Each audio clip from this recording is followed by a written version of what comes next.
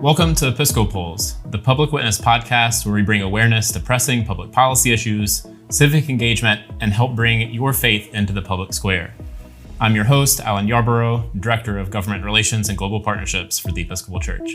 Hey, we're with Troy Collazo, our Immigration Policy Advisor. I'm here to talk about detention, immigration detention. But it's good to be with you today. Yes, you as well. Yeah, so it's a heavy topic.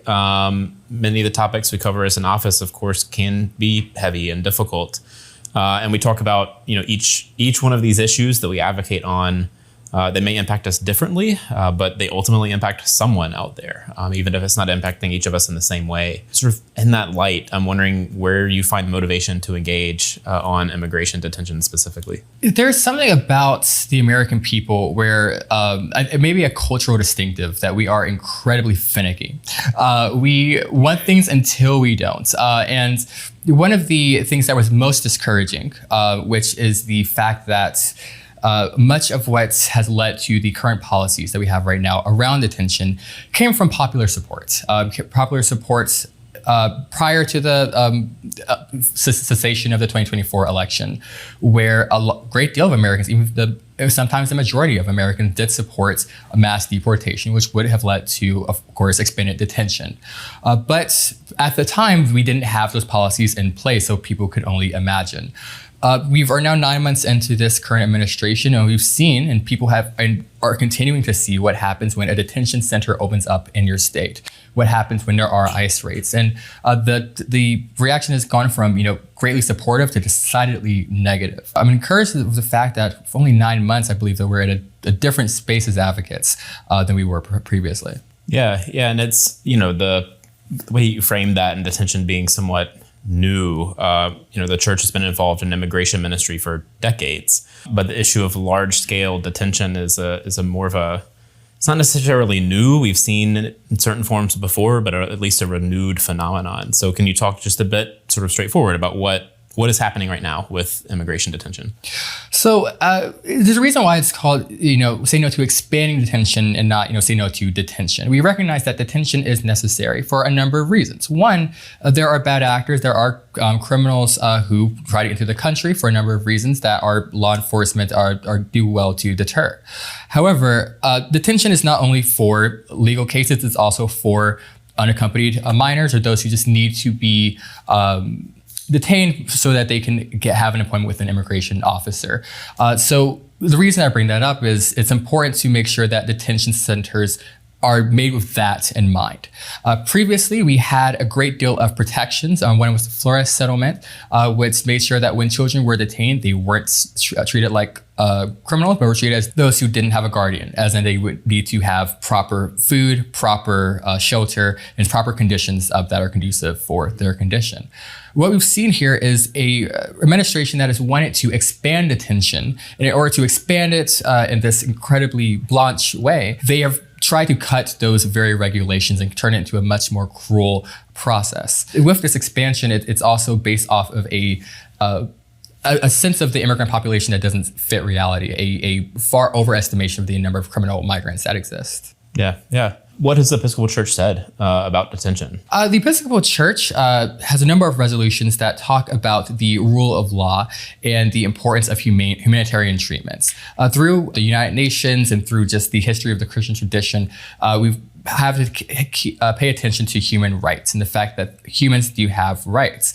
And there are prison rights. There are the rights for those who are in detention or who are in prison, that you can't just treat them any old way. Another point about detention is to make sure that, I want to connect it again to refoulement as well, because what we're seeing is not only detention in our own country, but also expanded detention either in dangerous countries that people are trying to flee away from for asylum, or also third countries that do not have the same human rights standards that we hold to. So the Episcopal Church would say that these are bad decisions. We have to return detention to a humane and pragmatic level. Yeah, I appreciate you sort of, there's the jarring, I would call it jarring, visuals of some of the new expansions of detention now. And the implications for that, the significant funding that's come from Congress for it, but just adding, a little bit of nuance to that has been really helpful and enlightening for me. What can Episcopalians do? We have action alerts on a number of topics, these methods of writing Congress where people can reach out to their representative or their senators. Do we have one on expanding detention? What does it say?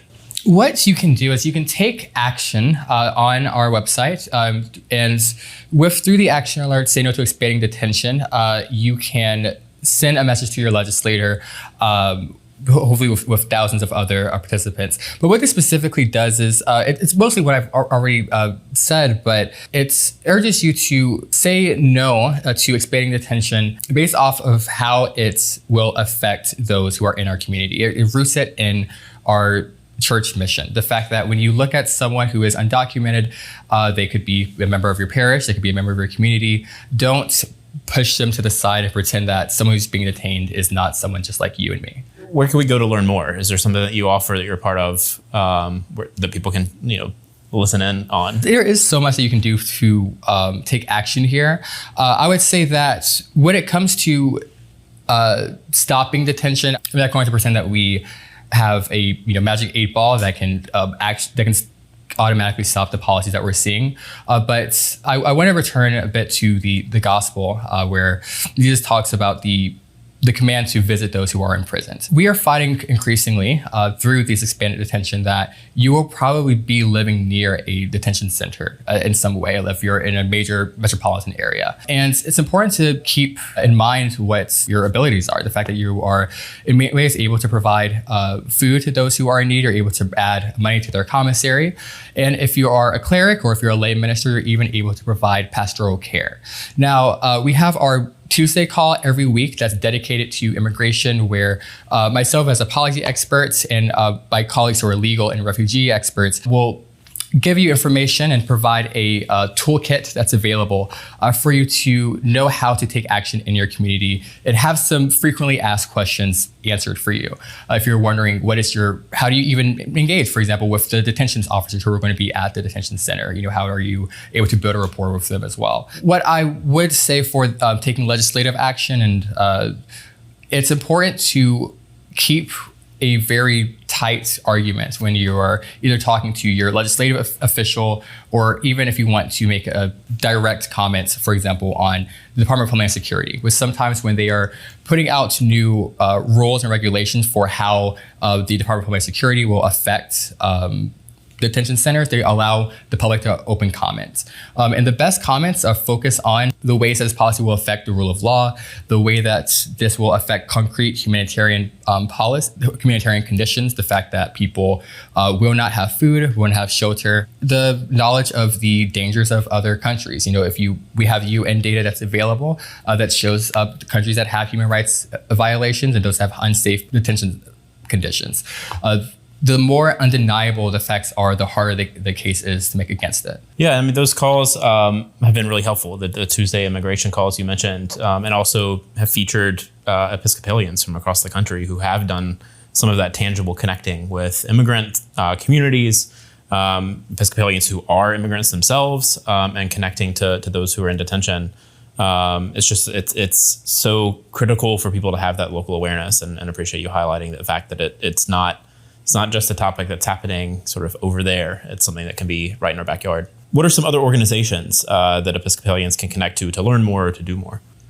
Right. Well, I would say I work with a lot of our mainline denominations. I think our sister churches do a great deal of immigration work that really complements our work here. So I'm thinking first of the Evangelical Lutheran Churches of America, and that's very important because it's a very Midwestern denomination.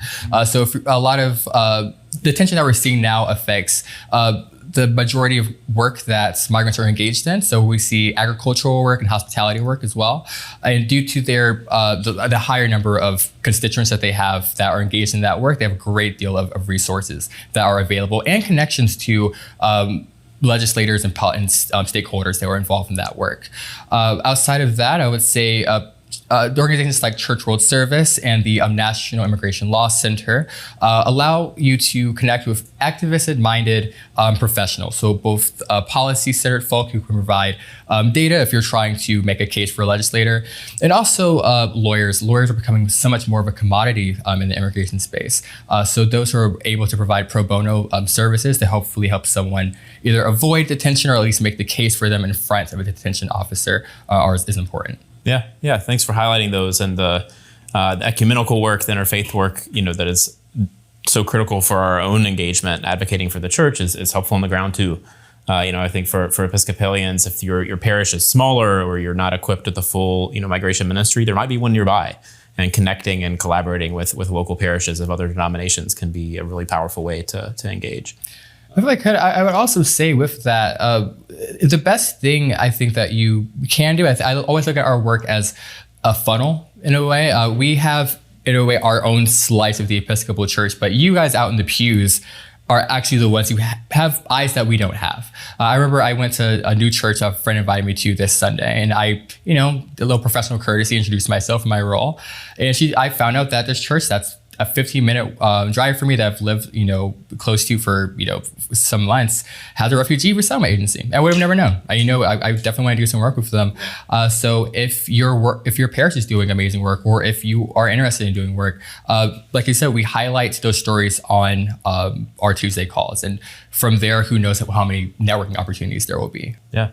Well, great. Thank you for highlighting these opportunities and the seriousness, the weight of immigration detention, but also some of the nuances around it. So really appreciate that today. Awesome. Thank you so much. Thank you for joining us. Stay involved through the Episcopal Public Policy Network and browse our action alerts at iam.ec/action. In our next episode, we will talk about ways you can support global nuclear disarmament.